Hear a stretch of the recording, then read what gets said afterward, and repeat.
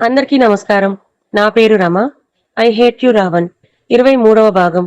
రచయిత బుజ్జి గారు. అభి ఇన్ని సంవత్సరాలు తనకి దూరమైనప్పుడే తనకు అర్థమైంది. అభిని తను హేట్ చేయలేదు, ఇంకా మర్చిపోలేదని. అభి నిధిని 2 చేతుల్లోకి ఎత్తుకుంటాడు. అలా ఎత్తుకున్నా కానీ ఇద్దరి పెదవులు మాత్రం విడిపోవు. నిధి రావణ్ మెడ చుట్టూ చేతులు వేసి గట్టిగా పట్టుకుంటుంది.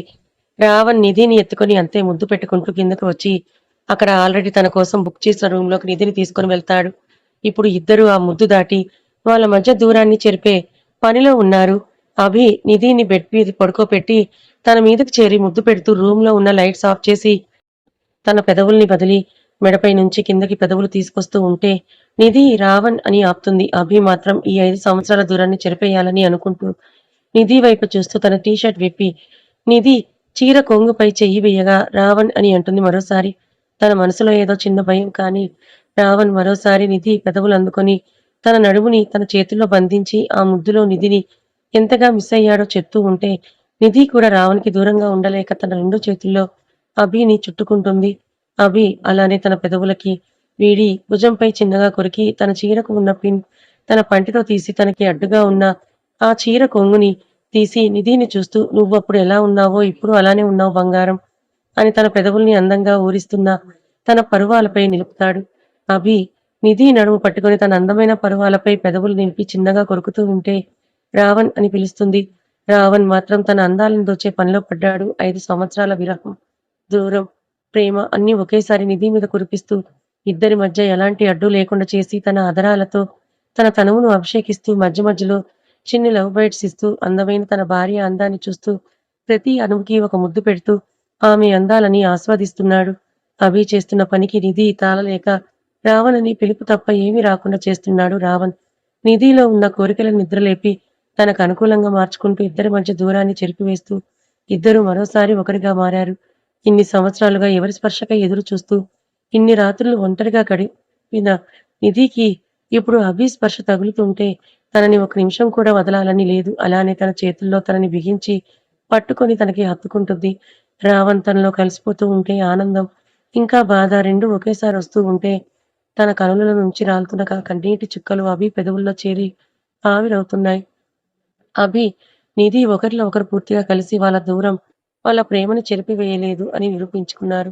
దూరం వాళ్ళకి మాత్రమే అని, వాళ్ళ మనసుల్లో ఇద్దరికీ ఒకరి మీద ఒకరికున్న ప్రేమ మారదు అని, ఒకరి గుండెల్లో ఒకరు ఉన్నారు అని ఇద్దరికీ అర్థమై ఇద్దరు ఒకరి కౌగిల్లో ఒకరు ఒదిగిపోయి ఉన్నారు. ఇద్దరి మధ్య ఇప్పుడు ఎలాంటి అడ్డుతెరలు లేవు. ఇప్పుడు ఇద్దరి మనసుల్లో ఎలాంటి సందేహాలు లేవు. నిధి నా రావణ్ వచ్చాడు మళ్ళీ అని అంతే. రావణ్ణి చూస్తూ మళ్ళీ నన్ను వదిలి వెళ్ళవు కదా అని అంటే రావణ్ పైకి చూస్తూ కొన్ని రోజులు మన మధ్య మళ్ళీ దూరం తప్పదు బంగారం. అసలు నా కుటుంబం మీద నా మీద పగ ఉన్నది ఎవరికి? మా అమ్మ అసలు ఎవరు?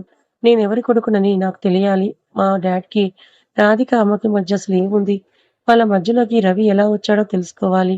అప్పటి వరకు నీకు మళ్ళీ పెయిన్ ఇస్తున్నా నన్ను క్షమించని ఏమీ మాట్లాడలేక తన పెదవులు అందుకొని తన పైకి చేరి మరోసారి తనలో కలిసిపోయి పక్కకు చేరి నిధిని తన గుండెలపై చేర్చుకొని జోకొడుతూ ఉంటే ఇష్టమైన వాడి గుండె సడి వింటూ అతడిని గట్టిగా పట్టుకుని నిద్రలోకి వెళ్ళిపోతుంది. నిద్రపోతున్న నిధిని ప్రేమగా చూస్తూ ఉంటాడు. అలా ఎంతసేపు చూశాడో తెలియదు. చీకటిపై వెలుతురు వస్తున్న సమయంలో నిధిని వదిలి నుదుటన ముద్దు పెట్టి తనని చూస్తూ మరోసారి నీకు బాధని ఇస్తున్నా బంగారం క్షమించు అని తన నుదుటిన ముద్దు పెట్టి పెదవులపై ముద్దు పెట్టి ముడుచుకొని పడుకున్న తన ప్రాణసఖిని చూస్తూ కొన్ని రోజులు మనిద్దరి మధ్య తప్పవు ఇవి. లేచాక నీ మానసిక స్థితి ఎలా ఉంటుందో నన్ను క్షమించు. అభిలా నీకు కనిపించిన నేను ఇప్పుడు విక్కీ రూపంలో కనిపిస్తే నిన్ను నువ్వు ఎంతలా శిక్షించుకుంటావో అని బాధగా ఉన్నా ఏమీ చేయలేక వాష్రూమ్‌లోకి వెళ్ళి ఫ్రెష్ అయి తన ఫేస్ మాస్క్ సెట్ చేసుకొని మారిన తన రూపాన్ని అద్దంలో చూసుకొని నీ చావుకు నేను తప్పకుండా బదులు తీర్చుకుంటా విక్రమ్. నిన్ను రాధమ్మకి దూరం చేసిన నీ డాడ్ కానీ డాడ్ గాడిని వాడి వెనక ఉన్న వాడిని అసలు వాళ్ళకి నీ మీదనా లేక నా మీదనా పగ తెలుసుకోవాలని వాళ్ళ చాప్టర్స్‌ని క్లోజ్ చేస్తానని మళ్ళీ ఏమీ తెలియని వాడిలా వచ్చి నిధికి దగ్గరగా జరిగి తనని హత్తుకొని కళ్ళు మూసుకుంటాడు.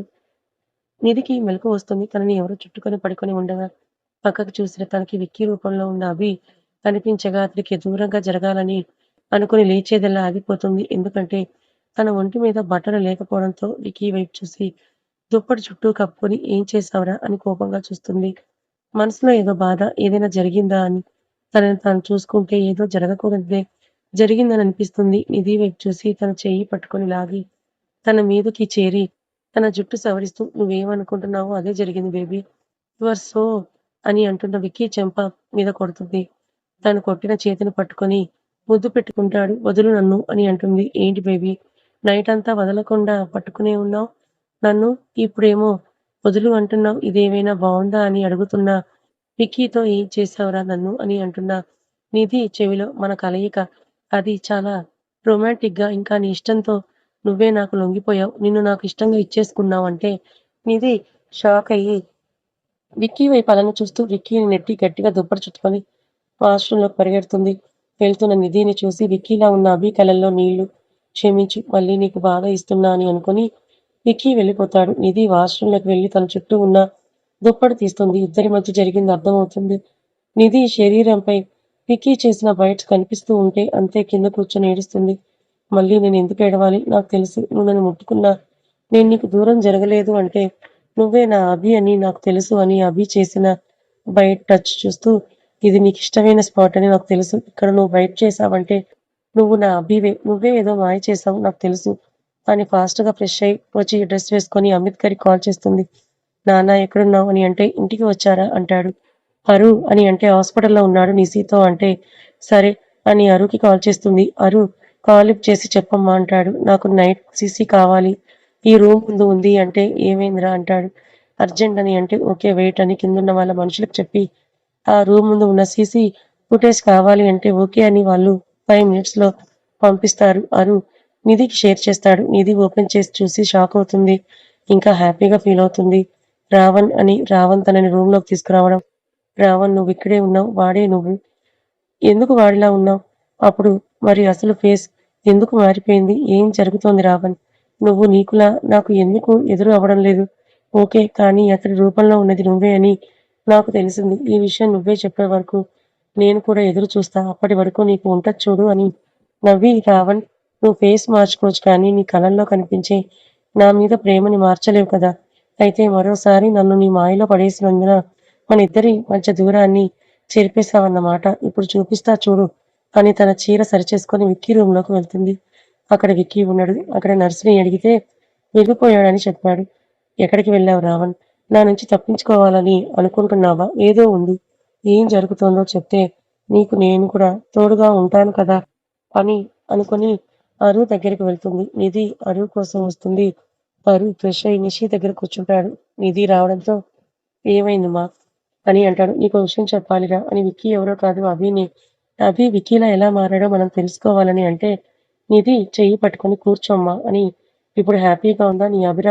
నీ రావణ్ వచ్చేశాడు" అని అంటే హ్యాపీనే కానీ విక్కీలా అసలెందుకు యాక్ట్ చేస్తున్నాడో తెలుసుకోవాలని "ఓకేరా నేను నిశీ దగ్గర ఉంటాను కానీ నువ్వు వెళ్ళు ఖ్యాతి దగ్గరికంటే" నవ్వి నిధిని హగ్ చేసుకొని బుగ్గ మీద ముద్దు పెట్టి "అందుకే నువ్వు నాకు అమ్మవి అయ్యావు.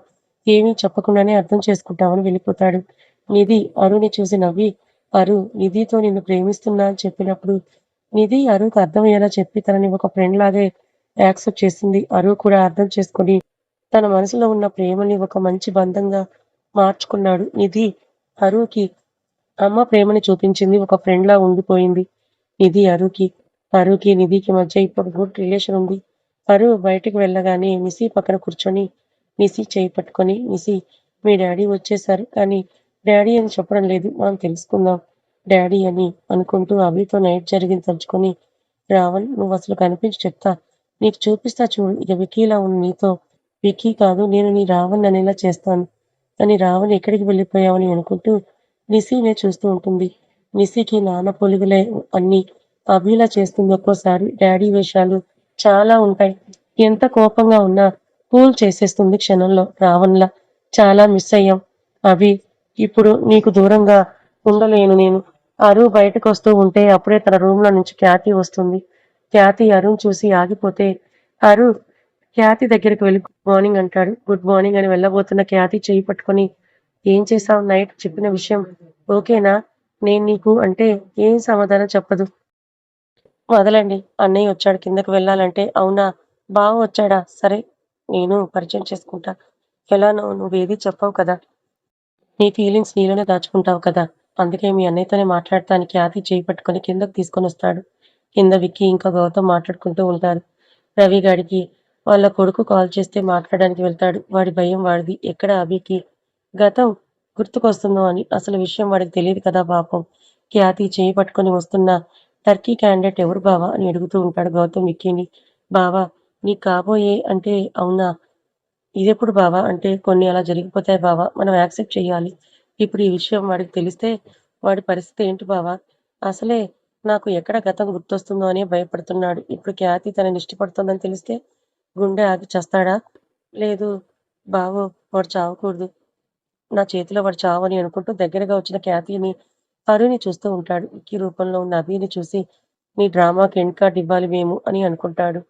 విక్కీని చూస్తూ అరు బాగా యాక్ట్ చేస్తున్నావు. నీ రూపాన్ని దాచి ఎందుకిలా చేస్తున్నావో తెలుసుకుంటా అని అనుకొని విక్కీ పక్కన ఉన్న గౌతమ్‌తో హాయ్ బావ అని అంటాడు. ఖ్యాతి షాక్ అయి అరు షర్ట్ పట్టుకొని పిచ్చా నీకు అంటే పిచ్చి కాదు ప్రేమ అని నవ్వి గౌతమ్‌తో హాయ్ చెప్తే గౌతమ్ అరుని చూస్తూ నీకు నీ దేశంలో ఎవరు దొరకలేదా లవ్ చేయడానికి అని అంటే లేదు బావ ఇండియన్ గర్ల్స్ చాలా క్యూట్‌గా ఉంటారు కదా! మా నిధిని చూసి ఉంటారుగా. చాలా క్యూట్‌గా ఉంటుంది. నిజం చెప్పాలి అంటే అసలు నేను నిధి కోసమే ఇండియాకి వచ్చాను కానీ, తన మనసులో అభిరామ్‌కి తప్ప ఇంకెవరికీ ప్లేస్ లేదు అని విక్కీని చూసి చెప్తూ ఉంటే గౌతమ్ విక్కీ వైపే చూస్తాడు. చిన్ని నవ్వు పెదవులపై వచ్చి మాయమవుతుంది. విక్కీలా ఉన్న అభికి గౌతమ్ అవునా సిస్టర్‌ని నాకు పరిచయం చేస్తారా? అని అంటే చేస్తాను బావ. కానీ మీ చెల్లి నా లవ్ యాక్సెప్ట్ చేయడం లేదు. మీరేమైనా హెల్ప్ చేస్తారా? అని అంటే ఖ్యాతి వైపే చూస్తాడు గౌతమ్. వాళ్ళ అన్నయ్య వైపు చూడలేక. నేను వెళ్తున్నాను వెళ్ళిపోతుంది. వెళ్తున్న తనని చూస్తూ అయినా మీ మామగాడి బాధ ఏంటి? ఈ హీరోని చేసుకోవడం ఇష్టం లేదు అని చెప్పినా నువ్వు విక్కీ బావనే పెళ్లి చేసుకో అని అంటున్నాడంట. ఏడి మీ మామగాడు అని అంటే విక్కీ ఏంటి ఏం చెప్తున్నావు నువ్వు అని అంటే అవును నువ్వేమో పెళ్ళైన అమ్మాయి చుట్టూ తిరుగుతున్నావు మీ డాడీ ఏమో నా ఏంజల్ని నిన్ను పెళ్లి చేసుకోమని చెప్తున్నాడంట నా ఏంజల్ తెగ ఫీల్ అయిపోతోంది తనకి నువ్వు బావవి అంతే కానీ నీ మీద ఏ ఫీలింగ్ లేదు అంతే విక్కీ నువ్వు వాగుతూనే ఉంటావా ఎప్పుడు ఇలా అని అంటాడు హలో విషయం చెప్తున్నా వాగుడు కాదు ఇది ఓకే గౌతమ్‌తో బావ మీ మామగాడికి ఇష్టం ఉన్నా లేకపోయినా ఒకవేళ నీకు ఇష్టం లేకపోయినా తనకి అంతే ఖ్యాతికి కూడా ఇష్టం లేకపోయినా నేను ఖ్యాతినే పెళ్లి చేసుకుంటా. ఒప్పుకుంటే అందరి సమక్షంలో లేకపోతే నేను ఖ్యాతిని అంతే అని అంటూ విక్కీ వైపు చూసి ఎలా ఉంది సార్ మీ నొప్పి తగ్గిపోతుందిలెండి అని వెళ్ళిపోతాడు. విక్కీ వెళ్తున్న అరుణ్‌ని చూసి వీడికి చాలానే ఉంది బలుపు డాన్ మామతో ఉంటున్నాడు కదా! అందుకే అని ఇంతకీ డాన్ మామ ఎక్కడున్నాడో అని తలుచుకోగానే అప్పుడే కార్ పార్కింగ్ చేసి వస్తూ ఉన్న డాన్ మామ కనిపిస్తాడు. విక్కీ ఏం మాట్లాడడు. జస్ట్ అబ్జర్వ్ చేస్తూ ఉంటాడు అంతే. అమిత్ గారు విక్కీ దగ్గరికొచ్చి ఇప్పుడు ఎలా ఉంది నీకు అని అంటే మీరెవరు అని అంటాడు. అమిత్ గారు మనసులో వీడికి బాగా కొవ్వు ఉంది. వాడికి నేను తెలుసు కానీ, సరే నీ గురించి తెలుసుకునే వరకు ఇలానే ఉందాం అని హాయ్ విక్రమ్ నేను నిధి అభిరామ్ వాళ్ళ నాన్నని అని అంటే లోపల అబ్బో అనుకుని అవునా హాయ్ అని అంటాడు. లోపల నీ ఫీలింగ్ నాకు అర్థమవుతోంది. నేను నిధి అభిరామ్ అన్నప్పుడు తమరి చూపు ఎందుకో ఆ చూపు అనుకొని ఓకే నేను నా పాప దగ్గరికి వెళ్తున్నా జాగ్రత్త మళ్ళీ ఏ గోడకు వేసి కొట్టుకోకండి తల అని చెప్పి వెళ్ళిపోతాడు. గౌతమ్ నవ్వుతూ బావా మీ మామకి నువ్వు అభి అని డౌట్ వచ్చిందేమో అని అంటే వాళ్ళ ముగ్గురికి నేను అభి అని అర్థమైంది బావా. వాళ్ళసలు నేను విక్కీలా ఎలా మారి వచ్చానా అని తెలుసుకోవడానికే ట్రై చేస్తారు. అది కూడా మన మంచికేలే. అందరూ ట్రై చేస్తూ ఉంటే అసలు విషయం ఒకరికి కాకపోయినా ఒకరికైనా తెలుస్తుంది కదా! వాడి కాల్ లిస్ట్ అంటే చెప్పను బావ. మా ఫ్రెండ్‌కి మనకి మామ కాల్ లిస్ట్ పెడతాడు. మామ ఎవరితో మాట్లాడుతున్నాడో తెలుసుకోవచ్చు అని ఓకే. నా చెల్లిని పరిచయం చేయవా? నీ కోసం ఇన్ని సంవత్సరాలు ఎదురు చూస్తూ ఉన్న తనని చూడాలని ఉంది. అంటే రా అని అంటూ బయటికి తీసుకొని వెళ్తాడు. నిధి రూమ్ దగ్గరికి వెళ్లి కాలింగ్ బెల్ కొట్టగా డోర్ తీసిన నిధిని చూసి షాక్ అవుతాడు. విక్కీలా ఉన్న అభిరామ్, రావణ్, గౌతమ్ అభితో నిధిని పరిచయం చేయమని అంటే చేయడానికి వస్తాడు. నిధి ఉన్న రూమ్ కాలింగ్ బెల్ కొట్టి గౌతమ్‌తో మాట్లాడుతూ ఉన్న రావణ్కి డోర్ తీసిన సౌండ్ రావడంతో అటుగా చూస్తాడు. అటుగా చూసిన తనకి నిధిని చూడగానే షాక్ అయ్యి ఒక క్షణం కూడా దూరంగా ఉండలేక వెళ్ళి నిధిని హక్ చేసుకోవాలనుకున్న రావణ్ చేతిని పట్టుకుంటాడు గౌతమ్. గౌతమ్ వైపు చూసి ఏంటి అంటే, అభి చెవిలో నువ్వు అభి రావణ్ కాదు విక్రమ్‌ని అంటే దానికి నేను విక్కీ కాదు అని తెలిసే ఇలా నాటకాలు పడతాం చూసావా దాన్ని? నా కోసమే అది ఇలా రెడీ అయ్యింది. నిధి అభిరామ్‌లా అని నిధిని చూస్తాడు. వస్తున్న నవ్వుని ఆపుకొని హలో విక్రమ్ గారు అని అంటుంది నిధి. దీన్ని డాన్ నాన్న అని తిట్టుకొని రాక్షసి కావాలి అని విక్రమ్ గారని పిలుస్తున్నావా? ఈ బావగాడిని కిందకు పంపిన తర్వాత చెప్తానే నీ సంగతి అని నిధిని కింద నుంచి పై వరకు చూస్తూ దేవుడా! నా నిగ్రహానికి ఇది పరీక్షరా దేవుడా! అని వెనక్కి జరుగుతాడు. నిధి విక్రమ్ గారు రండి లోపలికి అని అంటే రాక్షసి అని తిట్టుకొని ముందుకు తిరిగి బావారా అని అంటూ గౌతమ్‌ని చూపించి మా బావ ఖ్యాతి వాళ్ళ అన్నయ్య అంటే నమస్కారం అన్నయ్య గారు అని అంటుంది. అన్నయ్యనా అని అంటే మీకు బావ అయితే నాకు అన్నయ్యే కదా రావణ్ అని అంటూ ఆమె సారీ కీర్తికి అన్నయ్య అంటే నాకు అన్నయ్యే కదా అని హలో అన్నయ్య మిమ్మల్ని అన్నయ్య అని పిలవచ్చు కదా అంటే నిధితో పిలువమ్మా అని అంటాడు. థాంక్స్ అన్నయ్య రండి అని లోపలికి రమ్మంటుంది. విక్కీ రూపంలో ఉన్న రావణ్‌ని చూసి హాయ్ హీరో అని నిషి వచ్చి విక్కీని హత్తుకుంటే రావణ్ నిషిని ఎత్తుకొని హాయ్ బేబీ ఎలా ఉన్నావు అని అంటే బాగున్నాను హీరో అని అంటుంది. పక్కనే ఉన్న గౌతమ్ హాయ్ నిషి అని అంటే ఎవరు అంటుంది. మీ మాము అంటాడు. మాము వేద్ మాము కడపలో కదా ఉన్నాడు అని అంటే నిధి నవ్వి ఖ్యాతి పిన్ని ఉంది కదా వాళ్ళ అన్నయ్య నీకు మామూయేలే అవుతాడని నిసి అని అంటుంది. రావణ్ నిధి వైపు చూసి అప్పుడే ఖ్యాతికి ఆ టర్కీ గడికి పెళ్లి చేయాలని ఫిక్స్ అయ్యావా అని అనుకొని నిధికి దూరంగా ఉండలేక గౌతమ్ చెవిలో ఏదో చెప్తే గౌతమ్ నిసిని ఎత్తుకొని నాకు మీ అరు ఫ్రెండ్ చూపించవా అని అంటే అరునా ఓకే చూపిస్తా పదా అంటే గౌతమ్ నిసిని తీసుకొని బయటికి వెళ్తాడు. వాళ్ళు బయటికి వెళ్లారో లేరో రూమ్ నుంచి రావణ్ డోర్ లాక్ చేసి నిధి చెయ్యి పట్టుకొని లాక్కొని గోడకి లాక్ చేసి ఏంటి ఈ అవతారం అని అంటాడు. ఏముంది పెళ్ళైన అమ్మాయి ఎలా ఉంటుంది అలానే ఉందా ఏ బాలేదా ఇది నా రావణ్ నాకు కోపంగా అయినా తన మనసులో నేను ఎక్కడ దూరం అవుతాను అని తన చేతులతో 3 ముడులు వేసిన తాళి ఇంకా ఇది నా అభి ఎక్కడున్నా తనని ఎలాంటి ప్రమాదం రాకుండా కాపాడుతుంది అని తన పాపిట్లో పెట్టుకున్న కుంకుమని చూపిస్తుంది. ఇంకా గాజులు అవి ఈ సవ్వడిన రావణ్‌కి చాలా ఇష్టం అని అంటుంటే నిధి నడుము పట్టుకొని గట్టిగా తనకి అదుముకొని నీ రావణ్ లేడు కదా! నీ రావణ్‌ని మర్చిపోయి నైట్ నాతో అని అంటున్న రావణ్ కాలర్ పట్టుకొని నా రావణ్ స్పర్శ నేను గుర్తుపట్టగలను.